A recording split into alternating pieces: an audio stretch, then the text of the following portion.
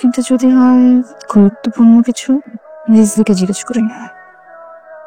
আরে রিজভি, তুমি তোমার ডেস্ক ছেড়ে এখানে কি করছো? বই গুছাচ্ছি।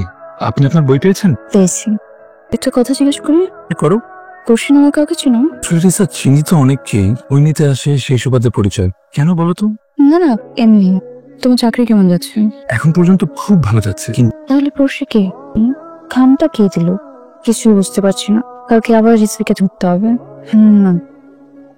একবার দেখেই নিয়ে দিলি এটা। পড়শি, কেমন আছো? আমি তোমাকে বেশ কয়েকবার কল করেছি, তুমি তো ধরো না।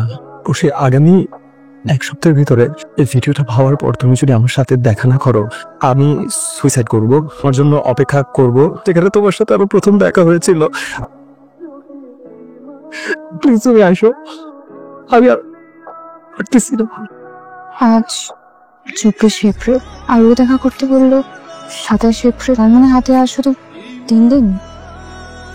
তুমি এখানে? কি ব্যাপার? তুমি আগে তো আমার সাথে বাড়ি চলো। তুমি কি বুঝতে পারছো বিষয়টা কত সিরিয়াস? নাকি পাগলামি? তোমার কি আমার উপর কোনো আস্থা নেই? ওকে ফাইন, তুমি এখনই আমার সাথে গিয়ে ফেলবে, তখন বুঝবো। তুমি আমাকে বলেছো, ওতেই বিশ্বাস হয়েছে। কিন্তু কে এই পড়শি তা বের করা বেশ মুশকিল। সেটাকে খুব চেনা চেনা মনে হচ্ছে। মেয়েটাকে বের করা বেশি জরুরি না। শেষবারের মতো যে বইটা পড়তে নিয়েছিল ওর নাম পড়শি। লাইব্রেরি কম্পিউটারে দেখো। আমার তো চাকরি যাবেই, সাথে তুমিও রাস্টিকেট হতে পারো। আমরা তো কোনো ক্ষতি করছি না আপনাকে। তুমি এখনই চলো। Saira Hossain, BBA final year. Mobile number, ঠিকানা সবই আছে। আচ্ছা একটু দেখো তো, সব ইনফরমেশন গুলো একটা পেপার লিখে নাও। নাম্বার তুমি বন্ধ। তাহলে তো আশায় যাওয়া ছাড়া আর কোনো উপায় নেই। নাম্বার একদমই বন্ধ। হাউস 28। অ্যাড্রেসটা এটাই দেওয়া আছে। এক্সকিউজ মি ভাইয়া, সায়রা হোসেন কোন ফ্লোরে থাকে? বুঝতে পারে। ও, আপনার নাম তো পড়শি, পড়েছিলাম না? ওয়ালাইকুম আসসালাম। অসাংশে ডিস্টার্ব করবার একটু জরুরি। ওর বন্ধু দাদা পড়শি কাছে আছে? আমরা তো পড়শির বন্ধু। জি, পড়শির সাথে একটু কথা বলা দরকার ছিল, একটু ডাক দেন না। পড়শির বিয়েতে তো তোমাদের তাতে দেখলাম। তাছাড়া গত 4 দিন আগে পড়শি তার স্বামীর সব বিদেশ চলে গেল। বিদেশ চলে গেছে? আন্টি কখন এসে গেছে? ওর নাম্বারটা একটু দিতে পারবেন? হ্যাঁ, বলে ফোন থেকে। বিয়ের অনুষ্ঠানই হয়নি আর খামাকা তুই এটা। আসবে হয়েছে কি আন্টি, ওর বিয়ে নিয়ে অনেক প্ল্যানিং ছিল আমাদের, কিন্তু বিয়েটা তো তাড়াহুড়োর মধ্যে হয়ে গেছে। ওর সাথে একটু ঝগড়াও করেছি। তাড়াহুড়ো চলে যাওয়ার পর থেকে এত খারাপ লাগছে আমার। তাই আপনি যদি একটু নাম্বারটা আমাকে দেন। ও অস্ট্রেলিয়ান নাম্বারটা কম দিয়ে দিয়েছি। তোরা কি ম্যাচ করছিস?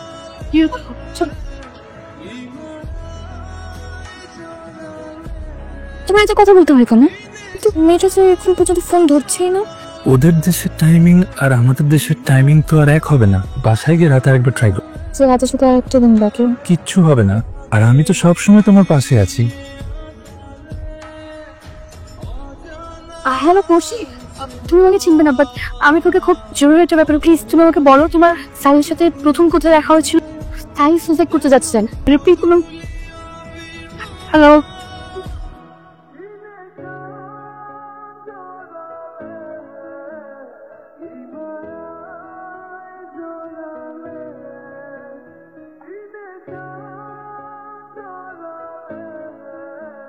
আপনি সাই না? শুনলাম আপনি নাকি আমাকে হন্যয় করছেন। আমি তো তোকে 2 দিন যাবত খুঁজছি। আমি জানি, এখানে নিজেই আপনার সাথে দেখা করতে চলে এসেছি। তাহলে তুই কি বুঝতে পারেননি পড়শি যে আপনাকে ভালোবাসে না? আপনি তো চাচ্ছিলেন আপনার জান দিতে ওর জন্য। যখন জানতে বললাম তখন আর কষ্ট পাইনি, কারণ তখন আপনাকে দেখলাম। সাই, হ্যালো রিজভি, পড়শি মা তো টেক্সট করে ঠিকানাটা পাঠিয়েছে। তুমি ওখানে একা যাও, আমি পাশেই থাকবো। আরে আমি একা যাবো কি করে? উনি কিন্তু একজন প্রেমী, মেয়েদের প্রতি তার একটা দুর্বলতা থাকবেই। আচ্ছা ঠিক আছে, তুমি তো এখানে থাকবা। সাহিল, পড়শি, আরে আমার সাথে রাগ করে তুমি থাকতে পারো নাকি? তুমি কি মজা পাও আমাকে এরকম কষ্ট দিয়ে? কতবার মানা করেছে আমাকে এরকম? সাহিল পড়শি আসেনি। ইনফ্যাক্ট পড়শি নিজের হাজবেন্ডের সাথে অস্ট্রেলিয়া চলে গেছে। আপনার ডিভিডিটা পড়শির হাত পর্যন্ত পৌঁছায়নি, এটা আমি পেয়েছি। আপনি যার জন্য নিজের জীবন দিতে চাচ্ছিলেন সে তো আপনার মূল্যই বুঝলো না। যে বুঝবে তার জন্য নিজের জীবনটা বাঁচিয়ে রাখেন। কারণ আপনি দেখতে যতটাই সুন্দর, আপনার কথাগুলো ততটাই নিষ্ঠুর। আমার জীবনের সবচেয়ে কঠিন সত্যগুলো এত সহজে বলে ফেললেন। একটা বারের জন্য আপনার চিন্তা হলো না ভিতরে কি যাচ্ছে। আমি তো ভুলেই গিয়েছিলাম আপনিও একটা মেয়ে। আমি এখানে এসেছি শুধুমাত্র আপনি ভুল ভাঙানোর জন্য। আপনাকে দেখে খুব স্মার্ট একজন ছিল মনে হয়, অন্তত এখন আপনি আরেকজনের জন্য সুসাইড করতে যাবেন না। যদি আমি সুইসাইড করি তাহলে আমাকে কে বাঁচাবে? তাহলে আমি মনে করবো আমি আমার জীবনে 4টা মূল্যবান দিন বোকা ছেলের জন্য নষ্ট করেছি। তুমি করনি, মানে আপনার ব্যাপারে সবকিছুই জানি। জেনে ভালোই লাগলো দুইজন অপরিচিত মানুষ আমার জন্য মূল্যবান সময় নষ্ট করেছে। যেই মানুষটার আমাকে নিয়ে ভাবার কথা ছিল সেই ভাবলো না। প্রেম, ভালোবাসা এগুলো কোনো দাম নেই। তা না হলে আমি আর রিসা এখানে আসতাম না। কেন এসেছি? আপনাকে বাঁচাতে। মানুষের প্রতি মানুষের যে ভালোবাসার, সেই ভালোবাসার টানে অনেক কিছু আছে সামান্য একটা প্রেমের সামনে তুচ্ছ করে দিচ্ছেন। যেমন আপনার পরিবার কিংবা আপনার বন্ধুরা, ফ্রেন্ডস। ফ্রেন্ডস,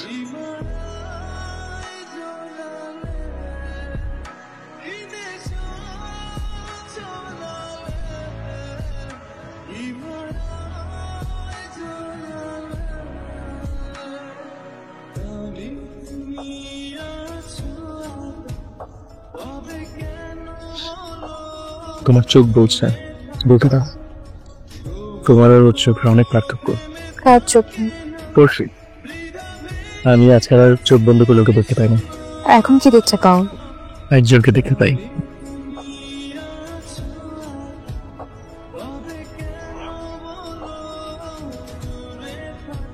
তুমি কোথায়? একটু বন্ধু। তুমি কি সাহিলের সাথে? না না, অন্য যে কাছে। হাসছো কেন? তুমি তো ঠিকমতো মিথ্যাও বলতে পারো না। তুমি জানো মানুষ মিথ্যে কখন বলে? যখন সে প্রেমে পড়ে।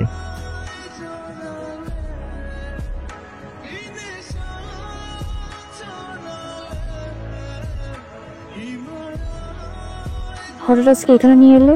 তোমার সঙ্গে তো ক্যাম্পাসে দেখাই হয় না। আমি তোমার বাসায় গিয়েছিলাম, যে তুমি ছিলে না। আজকাল তোমার ফোনও সবসময় বিজি থাকে। সাহিল কেমন আছে? তুমি আমাকে জিজ্ঞেস করছো কেন? তোমাকে এখানে জিজ্ঞেস করছি। সাহিল নিশ্চয়ই ভালো আছে, কারণ ও তোমার সঙ্গে আছে। আজকে তুমি কি বোঝাতে চাচ্ছ? তোমার মতো বন্ধু সব মানুষের জীবনে অনেক প্রয়োজন। তুমি যখন আমার সাথে থাকো খুব ভালো থাকি, আর আবার যখন থাকো না কেমন যেন একটা শূন্যতা কাজ করে। সবসময় কি পাশে থাকা পসিবল? সময়ের সাথে মানুষের লাইফটা চেঞ্জ হয়, আর সেটা মেনে নেওয়াই ভালো।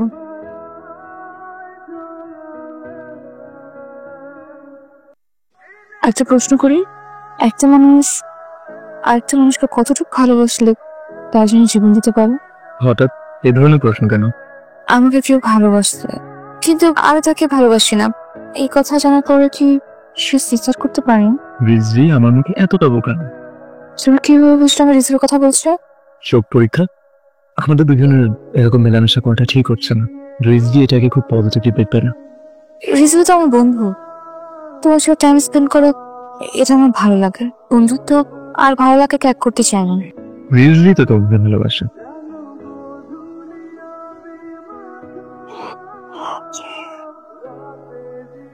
আমি তো অনেক লাকি ছিলাম, এবং আশীর্বাদ হয়ে তুমি এসেছিলে। আমি তোমাকে মিথ্যে বলবো না, আমি তোমাকে কিছুটা হলেও ভালোবেসে ফেলেছি। আর আমি কখনোই চাই না যে আমারই ভালোবাসা অন্য আরেকজনের জীবনে অভিশাপ হয়ে আসুক। তুমি একটু হলেও আমাকে ভালোবাসো। এখন কতটুকু বাসো তার উত্তর তো তুমি দিতে পারবে। আমি রিজুকে বুঝিয়ে বলবো। জানি তুমি ব্যাপারটা বুঝতে পেরেছো। রিসা, তুমি আমার সব। আমার জীবনে আর এমন কেউ নেই যে। দেখো রিজু, আমি সাহিলকে ভালোবাসি।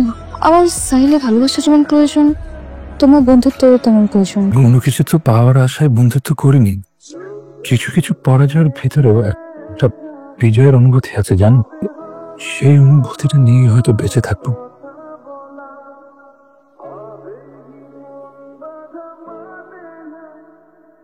ও বুঝতে পেরেছে। Your welcome.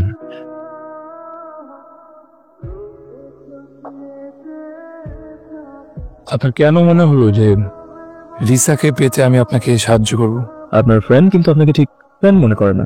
রিসাকে আমি পছন্দ করি, আপনার প্রয়োজনটা আমি বুঝি, তাই আমি আপনাকে হতাশ করব না। আরো লাগবে। ও সাহেল,